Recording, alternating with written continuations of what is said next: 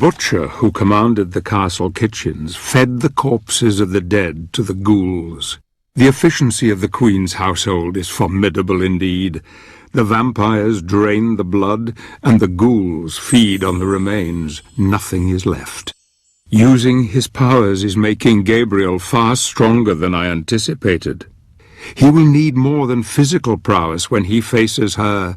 She can put a glamour upon his heart that will tempt him to forget everything he knows, even his beloved. She holds the next piece of the mask, and I fear that he will fall at the last.